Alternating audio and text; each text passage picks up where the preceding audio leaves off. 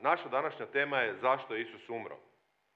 I većina ljudi zna da je Isus umro na križu. Dakle, i od tada nadalje u kršćanstvu, u popularnoj kulturi i posvuda koriste se križevi kao nekakav ukras, kao naušnice, kao ukras na zidu i tako dalje, kao grbovi raznih zastava, dresova i tako dalje.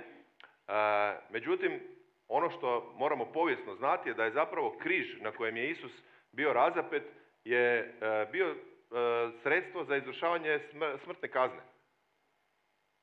I ljudima iz onog vremena, kad bi vidjeli da ljudi imaju za ukrase križeve, bi bilo kao da neko danas nosi vješala, naušnice na vješala ili naušnice na smrtonosnu onu lethal injection ili naušnice na, ne znam, električnu stolicu i tako dalje. Znači, ne smijemo zaboraviti kontekst u kojem se je to dogodilo. Dakle, križ je prvenstveno bio sramotna kazna za najveće zločince u Rimskom carstvu. Znači, koji nije bio cilj samo ubiti, oduzeti život, nego je cilj bio mučiti i osramotiti. Znači, 3 stvari. Mučiti, osramotiti i ubiti. To je bio križ. Vidjet ćemo kasnije malo dalje o tome. Koja je zapravo razlika, kada pričamo o tome zašto je Isus umro, koja je zapravo razlika između njegove smrti i bilo koje smrti nekog heroja u povijesti koji se je žrtvovao i dao svoj život za neku ideju, za slobodu ili tako dalje. Znači, recimo, Sokrat rekli su mu da kvari mladež i onda su ga osudili da mora popiti otrov i da tako izvrši smrtnu kaznu. Evo ovdje imamo recimo William Wallace, škotski junak, gledali ste Braveheart film, pretpostavljam. Znači, on je za slobodu svog naroda žrtvovao svoj život. Imamo u povijesti, ne znam, Matiju Gubca, koji je za oslobođenje seljaka od tlake i maltretiranja u Hrvatskoj bio na Markovom trgu, na glavnom trgu tadašnjeg Zagreba i Hrvatske. Stavili su mu usijanu željeznu krunu i tako je umro od toga. Dakle, koja je razlika između Isusove žrtve i smrti na križu i takvih ljudi? Ovdje za one koji su rođeni malo ranije i Boško Buha. Ili koji su iz ovog našeg podnoblja. Razlika je u tome što je za Isusa, on je sam tvrdio, i to su nasljedovali njegovi učenici, da je on Mesija. Dakle, Isus Krist nije ime i prezime. Dakle, Krist nije prezime Isusu, nego je to titula. Titula koja znači pomazanik i koja je trebala predstavljati osobu odabranu, obećanu, najavljenu, koja treba spasiti sav ljudski rod. Od čega? Pa od onoga što nam najviše muči. Danas ćemo malo više vidjeti o tome. Inače, od svih tema koje imamo u ovom alfa tečaju, ova vam je najteža tema. Neke teme koje pratimo i gledamo, one izazivaju veselje, oduševljenje, radost. Ova današnja tema, ona sadrži dio koji izaziva loše raspoloženje. Sad, jesmo li mi nekakvi onda sadisti koji želimo izazivati loše raspoloženje? Zapravo ne, nego pokušavamo da kršćanstvo ne maknemo iz njega istinu. Znači, istina je glavna stvar u kršćanstvu. I ako imamo cjelinu, istinu kao cjelinu, onda će nam ona stvarno pomoći. A ako uzmemo samo dijelove koje nam pašu, kao ono na internetu kad biraš šta ćeš gledati, ovo hoćeš, ovo lajkaš, ovo ovako, onda to više nije kršćanstvo. To je nekakva naša prilagođena sebi verzija kršćanstva. Znači, o Isusu postoji više od 300 proročanstava o svakom detalju njegovog života, koja su stara od 1000 godina, 1500 godina do 500 godina prije naše ere. I sad mnogi ljudi, ta proročanstva, tih 300 proročanstava obuhvaća stvari. Ko će ga roditi, kako će ga roditi, u kojem gradu će se roditi, kako će izgledati, kako će ga zvati, gdje će biti ubijen, gdje će biti pokopan, na koji način će uskrsnuti. Znači, svakakve detalje. I onda ljudi kažu, pa dobro, pa onda je sigurno to neko poslije štimao. To su zapravo kasnije pisana proročanstva kako bi ih se uskladilo sa njegovim životom. Međutim, znate šta je najveći problem? Što su ta sva proročanstva u knjizi koja se zove Tora, ili mi je zovemo Stari Zavjet, i koja je židovska sveta knjiga, koja je postojala prije Isusa, i većina Židova na temelju svoje knjige ne vjeruju da je on Mesija. Dakle, oni ne bi dali da se dira ta knjiga i oni imaju svoja razumijevanja zašto oni to misle da se ne odnosi na njega. Tako da nam to daje u nekakvom smislu potpunu sigurnost da je tekst autentičan. Jer njegovi čuvari kažu da je autentičan i da se ne odnosi na Isusa. Izdvojili smo za danas samo jedno, i ono se tiče zašto je Isus umro, samo jedno proročanstvo od proroka Izaije, 700 godina prije naše ere, koje kaže ovako: za naše grijehe probodoše njega, za opačine naše njega satriješe. Na njega pade kazna radi našeg mira, njegove nas rane iscijeliše. I jel se vi trudite biti dobri ljudi? Je li smatrate da je dobro biti dobar čovjek?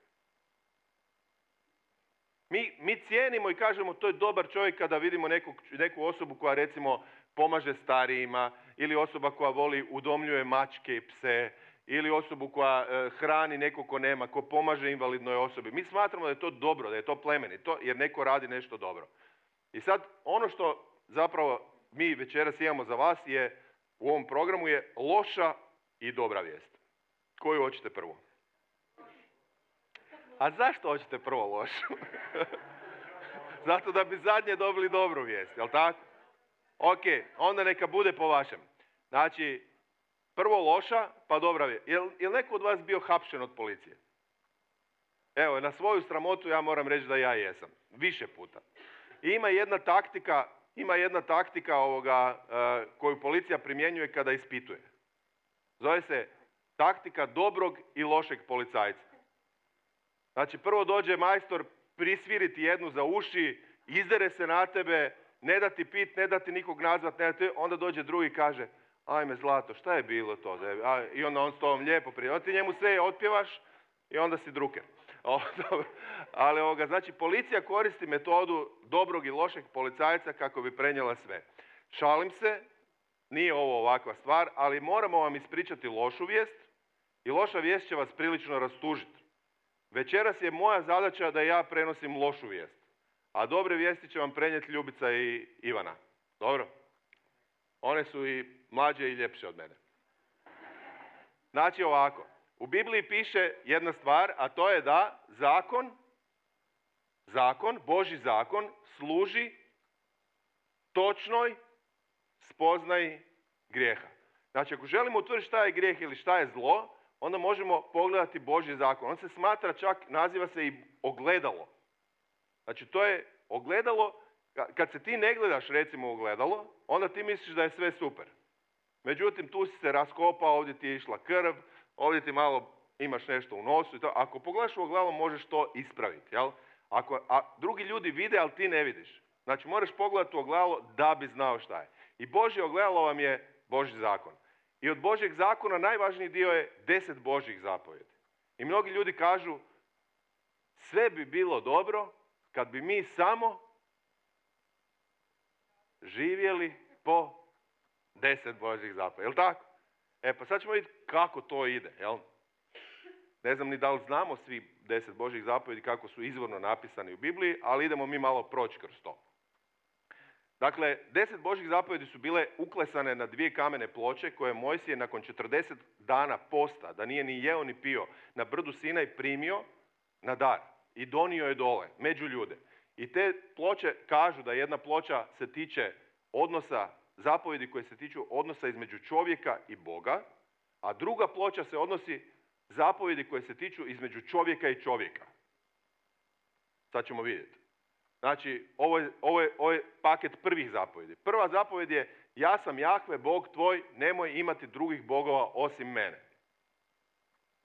I sad, ta zapovjed djeluje pa kad bi ja sad pitao da napravimo anketu, ko je od nas prekršio ovu zapovjed, vjerojatno većina ljudi bi smatrala da nije. Jer rekli bi pa to ne znam, tamo onaj u Indiji što se klanja slonu, on ima tuđi bog. Međutim, drugi bog, osim Boga, znači šta znači imati Boga u svom životu? To znači imati vrhovni autoritet koji zaslužuje tvoje obožavanje i poslušnost. I kod većine ljudi ulogu Boga imam ja sam. Znači ja sam svoj Bog.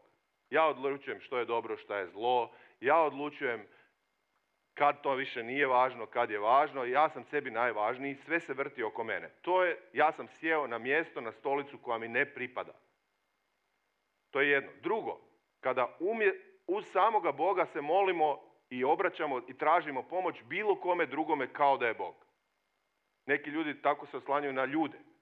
Neki ljude na pobožne i svete ljude koji su nekad živjeli, a umrli su, pa onda hoće da im oni budu, jer bit će valjda malo imati više suosjećanja i razumijevanja, nego Bog. On je neki, bolje neku manju figuru. Bolje znat ministra nego premijera. Jel? Nije.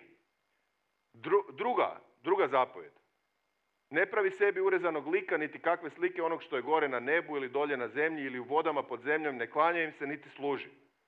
Zanimljivo, zar ne? Zato što kad uđete u bilo koju vjersku zgradu, većina vjerskih zgrada je puna razno raznih prikaza. U našoj kulturi će to biti u katoličkoj crkvi, ako odete u pravoslavnu, tamo će biti ikone, ako odete u nekakav hinduistički ašram, tamo ćete naći neke treće stvari. Ovo je Božja zapovjed. Ako otvorite Bibliju, našu hrvatsku katoličku Bibliju, ako otvorite i čitate 10 zapovjedi, naći ćete ovu. Međutim, ako vam neko je bio na vjeronauku, onda ovu zapovjed nećete naći. Nego je 10. zapovjed razlomljena u dvije. Provjerite ovo što govorim. Razlomljena u dvije da se ova ne spominje. Jer svako normalan ko pročita ovu zapovjed će reći, pa dobro, ali zašto mi onda koristimo te stvari? Ne znam zašto, odnosno nije mi tema današnja da pričam o svemu tome, ali ovo je zapovjed Božja broj 2. Znači, kada god svoje obožavanje, štovanje ili bilo koju zahvalnost usmjeravamo nečemu materijalnom, što god to bilo, onda zapravo činimo uvredu prema nevidljivom živom Bogu koji je sve stvorio. To je kao da moja žena našoj kćeri skuha ručak, pripremi joj odjeću, pospremi joj sobu, sve to radi i onda ona dođe i kaže, kucne na prag od svojih vrata i kaže, vidiš, kad god kucnem ovako, onda mi se to sve dogodi. Šta bi ona mislila na to? To je potpuna nezahvalnost, razumijete? Praznovjerje nije samo vjerovanje u prazno, nego praznovjerje je suprotno istinskom vjerovanju. 3. zapovjed, ne izgovaraj uzalud ime Jahve Boga svoga, jer Jahve ne oprašta onome koji uzalud izgovara njegovo ime. I to nije samo psovanje Boga. Znači evo, ja sam danas došao s nogometnog turnira na kojem nitko nije rekao ni jednu jedinu psovku. To je čudo. Zašto? Zato što dok sam igrao, ne znam, u Turopolju ligu, neku četvrta odozdo, tamo nigdje nisam čuo toliko psovki Boga kao u sportu. Znači neprekidno. Ali ne samo to, nego i ti kad kažeš, to sad sam napao muški rod, ali kad kažeš, ne znam, prolaziš kraj izloga i kažeš, Isuse, kako su slatke ove čizmice. Znači to ti je isto uzaludno spominjanje Boga. Znači, kad neprestano božikamo i spominjemo Boga uzaludno, bez da mu se molimo, zahvaljujemo ili pričamo o njemu, to je uzaludno. To je neiskazivanje poštovanja prema njemu. I to vam je jedna od 3 koje smo do sada prošli. Sjeti se da svetkuješ dan subotni, 6 dana radi, obavljaj sav svoj posao, 7. dana je subota počinak posvećen Jahvi Bogu svojem, tada nikakva posla nemoj raditi. Znači, sve u svemiru što postoji ima svoj ciklus. Kada mi obiđemo kao planet oko jedan cijeli puni krug oko sunca, to je godina. Krug mjesečevih mjena je mjesec dana. Tjedan nema nikakvog uzroka u svemiru. Tjedan je zato što je Bog stvarao u 6 vremenskih razdoblja koja je nazvao dan i onda je jedan dan nije stvarao, nego ga je omogućio da ima zajedništvo sa svojim stvorenjem. Znači nekakav izvorni Božji plan je da mi radimo 6 dana, a da 1 dan u tjednu posvećujemo Bogu i dajemo njemu vremena u našem životu. Ok? To su Božje zapovjedi. To nisam ja izmislio. Možemo uzeti, evo ovdje je jedna Biblija. I ako otvorite tu Bibliju i pročitate, evo, kršćanska sadašnjost, hrvatsko katoličko izdanje, otvorite knjigu Izlaska, 20. poglavlje, točno ovako od riječi do riječi ćete vidjeti ovaj tekst. I to je tih 4 zapovjedi koje se odnose na odnos čovjeka prema Bogu. I sad mi Boga ne doživljavamo kao stvarnu osobu, pa onda ti grijesi su nama manje grozni od grijeha prema ljudima. A to je sljedećih 6 zapovjedi ili druga ploča, pod navodnicima. Prva zapovjed koja regulira odnos između čovjeka i čovjeka je poštuj oca i majku. Jedan moj prijatelj rekao, Bog je rekao poštuj oca i majku, a ne toleriraj starce. To je velika razlika. Pa ja kad mi oni kažu, ja samo napravim ovako. Ali ništa im ne kažem. Znači, poštovanje je nešto sasvim drugo. Znači, neka žena, ti ne bi postojao da neka žena u svom tijelu te nije nosila 9 mjeseci. I onda u velikoj muci i bolovima te rodila. I onda te iz svog tijela hranila. I onda kad nisi mogao ni jest, ni oprat se, ni ništa, ona je to sve radila, budila se po noć i dan za tebe, da bi ti postojao i da bi odrastao i bio čovjek. I da te nakon toga ostavila u domu, to je neko učinio za tebe. Zove se majka. I trebamo imati posebnu zahvalnost i poštovanje prema roditeljima. To je 5. zapovjed. 6. zapovjed, ne ubij. Isus objašnjava ove zapovjedi na sljedeći način. On kaže ovako, čuli ste da je rečeno starima ne ubij, a ja vam kažem, svatko ko se ljuti na svoga brata, ko mu kaže budalo i luđače, on je već u svom srcu počinio ubojstvo. Znate, jer ubojstvo je nekad u nama, samo ga ne izvršimo zato što se bojimo. Znači, kad ne bi bilo kazne da ideš u zatvor za to, bilo bi puno više leševa. Ili kad se ne bi bojao da će taj prije tebe ubiti, već bi ga davno sredio. Bilo je puno situacija u kojima ljudi dođe im, a to ovo unutra, to je ono što dovodi do ubojstva. Isus kaže, čim to unutra bude, to ti je isto kao i ubojstvo. Samo prilika nije bila ista. Zatim kaže, ne učini preljuba, a Isus kaže, svaki od vas koji sa požudom pogleda požudom u svojem, znači sa strašću, sa svim onim što mašta. Ja znam kod muškaraca, jer pričam sa muškim prijateljima i odrastao sam s muškarcima. Znači, naša mašta bez Božje milosti je pokvarena mašta i prljave strasti. Album od Riblje čorbe. Znači, to je prestrašno. Šta pada na pamet, šta vidiš, to je neću sad ovdje nabrajati iz pristojnosti i obzira prema damama i tinejdžericama. Ne ukradi. Ne ukradi ne znači nisam opljačkao banku, nego ne ukradi, nemoj uzeti ništa što pripada drugoj osobi. Nemoj uzeti tuđe zasluge.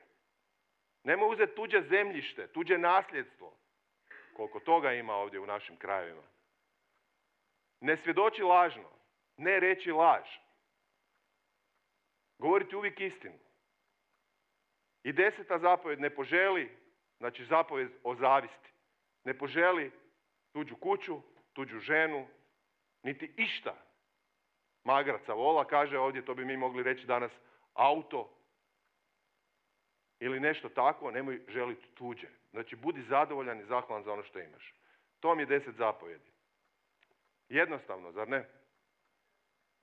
Kad bismo samo živjeli po tih 10 Božjih zapovjedi. Ali nije to baš samo. Ajmo dalje. Šta kaže dalje Božja riječ? Kaže ovako. Uistinu, ako tko vrši sav zakon, a to je ovo što smo sad čitali, a pogriješi samo u jednom, postaje krivac za sve. To je skrivje. Kako vam to zvuči? Jel vam to zvuči pošteno ili nepošteno? Nemojte da vas izgubim, budite sa mnom. Ja znam da je ovo jako težak dio, ali budite sad sa mnom. Znači, gledaj, zamisli, evo daću vam primjer ja radim kao odvjetnik. Znači, zamisli sada da neki čovjek dođe na sud i dođe pred suca i sudac kaže, evo, mi ti trebamo donijeti presudu. I on kaže, gle, točno je, ja sam silovao, ali ja nisam nikada ni ukrao, ni opljačkao banku, niti sam ikoga ubio. A sudac kaže, a dobro, ako je tako, onda vas odmah oslobađamo. Nisam ja znao da ste vi samo jedno pogriješili. Dakle, ako ti pogrešiš jedno ili drugo ili treće ili sedmo, svejedno je, jer ti kršiš Božji zakon i to donosi posljedice kršenja Božjeg zakona. Razumijete? Ne moraš ti biti, mi smo imali jednog prijatelja koji je došao na prvu alfu i onda je on rekao, ja sam shvatio da ovdje među vama ima ljudi koji su specijalizirali neke grijehe. A veli, a ja sam grešnik opće prakse. Ja, znači, većina ljudi među nama smo grešnici opće prakse, a neki su neke usavršili, specijalizaciju napravili na tom. Jel? Još kaže Božja riječ, znati činiti dobro, a ne činiti je grijeh. Dakle, nije samo grijeh to da ako ti činiš loše stvari, nego ako imaš priliku nekome pomoći ili nekome dati, a to ne činiš, to je isto grijeh. Zašto sam rekao da prvo ide žalosna vijest, da je loša vijest ide? Jel razumijete u kojem smo stanju? Znači, mi smo zaraženi grijehom. To je kao bolest. Ti, kad bi htio biti iskren, makneš se od svih, ne trebaš se od nikoga braniti, niti ikome opravdavati, nego razmišljaš samo ti sam o sebi. I onda shvatiš da imaš ozbiljan problem. Da imaš, to nije neki religiozni pojam. Grijeh znači biti pokvaren. Kao kad imaš sat koji je pokvaren. On ne pokazuje točno vrijeme. Tako i naši životi nisu onakvi kakvi su stvoreni. Nisu onakvi kakvih je Bog stvorio zato što smo zaraženi grijehom. Pokvarili smo se. Iskvarili smo se. Tko čini grijeh, rob je grijeha. Znači, ako moraš raditi grijeh, zapravo postaješ rob tog grijeha. Uvijek nam padne alfa tečaj nekako u vrijeme korizme, pa ću ja iskoristiti priliku da vam dam jedan izazov. Znači, u toku alfa tečaja postoji nešto što se zove alfa vikend. Kad idemo na 2 dana u nekakav hotel, tamo imamo posebne teme o Duhu Svetom, imamo puno više glazbe, puno više vremena za molitvu i za ispunjenje Božjim duhom. I ko uspješno riješi ovaj test koji ću sad dati, ima besplatan alfa vikend. Jel pošteno? Znači, test je jednostavan. Sljedećih tjedan dana, do sljedeće alfe, samo tjedan dana, nemoj prekršiti ni jednu od Božjih 10 zapovjedi. Jel pošteno? Ni riječju, ni mišlju, ni djelom. Do čega dolazimo? Dolazimo do loše vijesti. Dolazimo do loše vijesti koju, sad ćete mi reći da sam nepristojan, ali želim ti reći nešto iskreno. Ti si loša osoba. I ja isto. To je loša vijest. Čućeš i dobru vijest. Ali prvo se suoči s ovom. Možda nisi tako loša osoba kao tvoja susjeda Milica, Marta, Iva ili tvoji prijatelji s kojim zajedno radiš ili kolega. Znači, možda nisi tako loša osoba. Ali u odnosu na Božji standard, pao si na testu. I svi ljudi koji žele biti samopravedni, da budu dobre osobe, tako što će se držati samo 10 Božjih zapovjedi, jer ne treba sad 100, evo imamo 10. Neće u tome uspjeti. Još je gore kada znamo koja je kazna za te prekršaje. Sad ću vam o tome malo reći nešto, Ljubica. Kaže Aleksandar Solženjicin, ruski pisac, dobitnik Nobelove nagrade, koji se borio perom i na svaki način u vrijeme Staljinovog režima. Kaže, jedna od njegovih misli je, kaže, polako mi se otkrivalo da linija koja razdvaja dobro i zlo ne prolazi kroz države, a sad imamo vrlo aktuelne situacije između raznih država, ratova, predsjednika i tako dalje.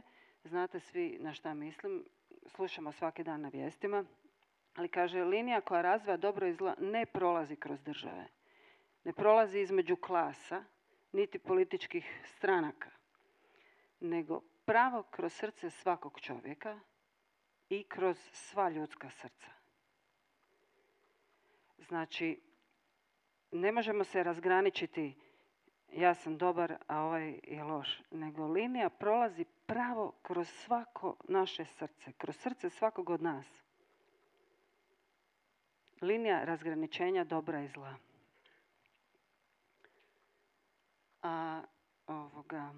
Kaže Božja riječ na jednom mjestu da iz ljudskog srca izviru zle misli, krađe, ubojstva, preljubi, psovke, da one izviru iz ljudskog srca. Ne znam kako vi, ali ja sam recimo kao vrlo mala postala svjesna toga da nešto nije okej sa mnom, da nešto nije dobro. Jel? Nastojala sam kao dijete svakako biti dobra, trudila sam se da radim dobra djela, trudila sam se da se držim onih stvari u 10 Božjih zapovjedi. Ali su me mučile misli, mučilo me to šta izvire iz mog srca. Jer znam sad, da ne zamaram, ali recimo znam već u ranom djetinjstvu 2 takve podlosti koje sam napravila. 2 stvari koje su bile tako podle, ali sam ih uspjela sakriti. I to su bile moje tajne, nitko za njih nije znao, ali ja sam znala. I one su mene pritiskale. I vrlo rano sam postala svjesna toga, nešto nije okej. Iz mog srca izviru neke stvari, iako se ja svojim djelima trudim, barem da to dobro sakrijem, da niko ne skuži da to izvire iz mog srca. Ja tad nisam znala da to izvire iz svakog ljudskog srca. Jer je plaća grijeha smrt, a na nekom drugom mjestu Božje riječi piše da je ljudsko srce skoro nepopravljivo. I plaća grijeha smrt, baš zbog toga svaki put i uvijek govorimo i ponavljamo zašto je Isus došao na zemlju. I ja ću vam samo ispričati jednu istinitu priču. Ta priča se prepričava pod naslovom Čudo na rijeci Kvaj. U Burmi, vrijeme 2. svjetskog rata, Japanci su držali zarobljene neke u kampu, neke britanske vojnike i oni su radili na pruzi. I mukotrpno su naravno radili, zarobljenici ratni. I u jedne večeri njihov čuvar je prebrojao lopate, svake večeri su se brojale lopate kojima su oni radili, jel? To je moglo biti opasno oružje u njihovim rukama ako nisu pod nadzorom. I jedne večeri jedna je lopata falila i izišao je sav ljut čuvar i viče: ko je ukrao lopatu, ko je uzeo lopatu, neka odmah istupi.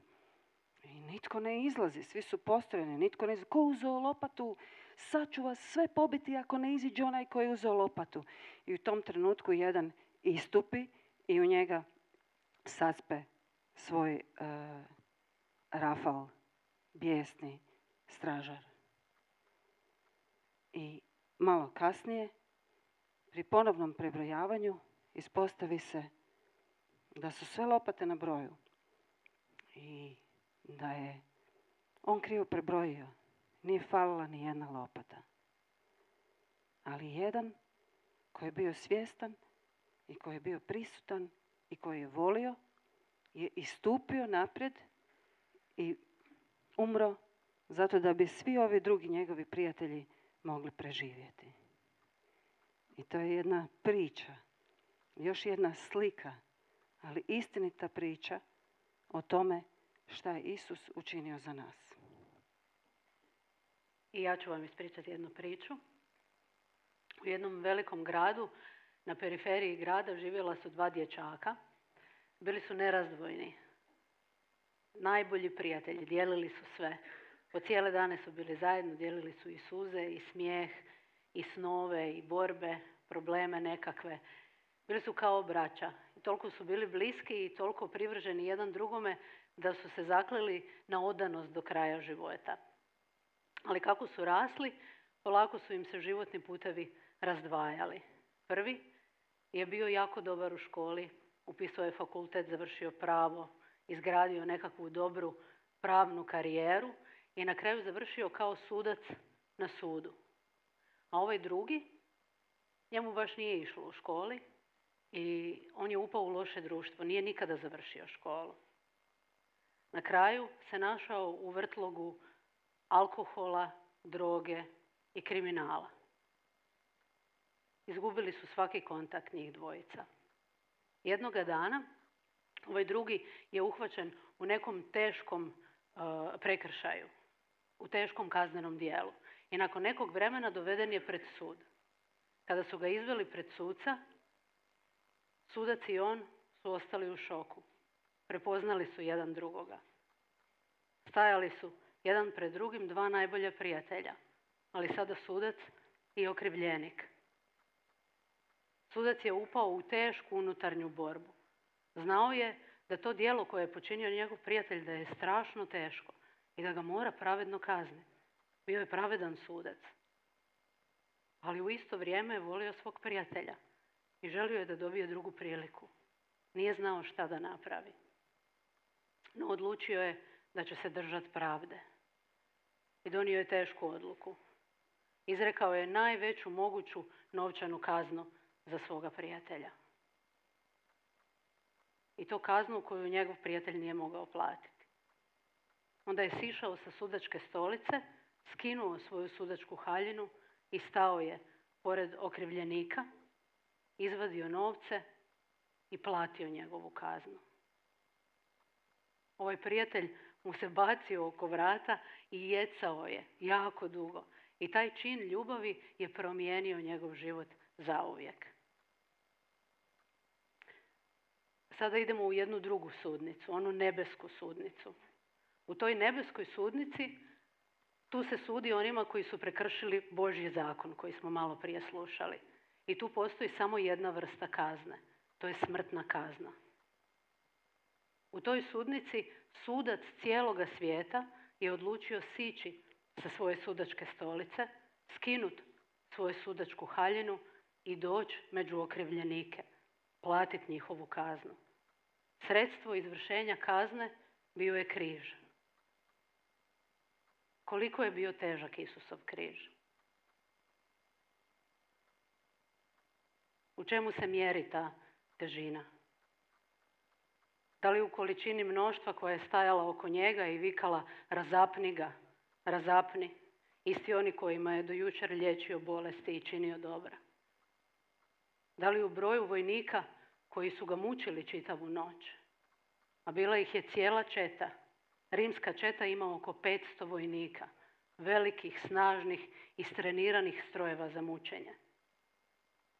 Da li u broju udaraca bičem koje je primio prije križa? A kažu da ih je primio 39. Da li se broji u duljini trnja koje mu se zabilo u glavu kada su mu stavili trnovu krunu? A to trnje je bilo dugačko kao moj prst. Da li se broji u čavlima kojima su ga pribili za križ? A proboli su mu i ruke i noge. Koliko je težak Isusov križ? Koliko je teško drvo koje je on stvorio i oblikovao mu grane znajući da će jednog dana na njega biti pribijen? Da li se u tome mjeri težina križa ili postoji nešto teže od toga? Koliko je teško kada ti laže netko u koga imaš potpuno povjerenje? Koliko je teško kada doživiš izdaju i povredu i prevaru od nekoga koga voliš? Koliko su teške suze koje isplačeš zbog boli? Koliko je teško kad noćima ne spavaš, nego si pod pritiskom krivnje zbog onoga što što si ti učinio drugima. Koliko je teška srdžba, mržnja, koliko je teška osveta, koliko je teško neprijateljstvo i zavist, koliko je težak preljub, bludnost, nečistoća i razvratnost. Koliko si težak ti?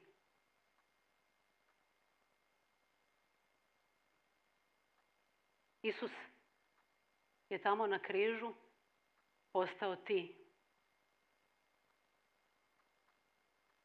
On je na križu uzeo tvoj i moj grijeh i platio je našu kaznu.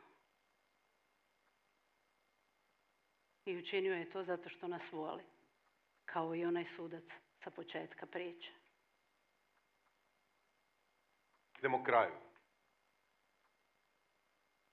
Rekli smo da imamo lošu i dobru vijest. Dobra je već počela. Sad ćemo je dovršiti. Vi znate da kada se Isus pojavio, čuli ste to sigurno puno puta na misi, da se kaže rečenica: evo jagnjeta Božjeg koje uzima grijehe svijeta. Jeste čuli kad za tu rečenicu? Ona je u našem narodu poznata. Ali slika, to je izgovorio Ivan Krstitelj kada se Isus došao na Jordan da bude kršten.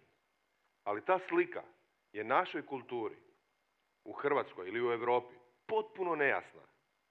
Ona nama ne znači ništa. Zato što ako ja vama kažem, evo, ajde budite iskreni, ako ja kažem janje, koja je vaša prva asocijacija? Da, ti plemenito, ima još neko? Je li asocijacija ražanje? Torcida, da. To se zove Vinko, koliko ja znam. Vicko, pardon. Ok, znači, u našoj kulturi janje znači jelo. I znači gozbu, i znači uživanje. Ono što je, sad bih vam htio reći šta je to značilo u Isusovo vrijeme u židovskoj kulturi. Znači, kada bi došao židovski praznik koji se zvao Pasha, on je negdje vremenski oko našeg Uskrsa. Kada bi došlo to vrijeme, kako bi se podsjetili na vrijeme kada su izašli iz egipatskog ropstva, svaka obitelj bi nabavila jedno malo janje. Ovako. I to janje nije bilo meso, nego to je bilo kao što mi imamo macu ili psića. To janje bi bilo s njima u kući. To janje bi provelo vrijeme i obitelj bi ga zavolila.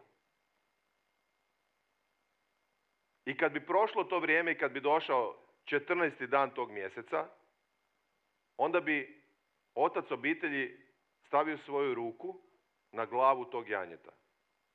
I onda bi ispovijedao grijehe svoje i svoje obitelji. I rekao bi šta su oni u toj godini pogriješili. Kako su uvrijedili Boga ili pogriješili se prema ljudima. I onda bi taj čovjek to janje pred svojom djecom zaklao. I onda bi tu krv namazao na vrata na svoje nadvratnike i dovratnike oko praga svoga, jer je to bila uspomena na to da je u Egiptu, gdje god je došao anđeo zatornik koji je donosio smrt, gdje su u Egiptu svako prvorođeno dijete umrlo, gdje god je vidio tu krv, prošao je pored tih vrata. Prolazak, to znači Pasha, prošao je pored. Unutra možda su se muž i žena taj dan svađali, ali ako je krv bila na njima, ne bi ih taknuo. Unutra je možda bio neko koji je taj dan istukao nekoga, ali ako je krv bila namazana, prošao je bez kazne. Dakle, svaka obitelj je imala svoje janje. Znači, recimo, moja obitelj Avdagić i mi bi imali svoje janje. Obitelj Božić bi imala svoje janje. Jel? Obitelj Ivić svoje janje. I to janje bi uzimalo moj grijeh, tvoj grijeh, tvoj grijeh. A ovdje kaže, evo janjeta Božjega, ne od moje i tvoje obitelji, Božjega koje uzima grijehe cijelog svijeta. Znači, to je ta slika. Dobra vijest je da bez obzira što smo učinili i kako smo živjeli. Postoji godina Božje milosti. To je ovo razdoblje u kojem se sad nalazimo. U kojem Bog kaže da zatvara oči nad vremenima neznanja i poručuje svima i na svakom mjestu da se okrenu prema njemu i da mu se vrate. I da im oprašta svu krivnju i sve grijehe. Ne zato da bismo ih ponovo činili, nego zato da bismo iz zahvalnosti živjeli drugčijim životom. I ljubav ima moć da promijeni ljudske živote.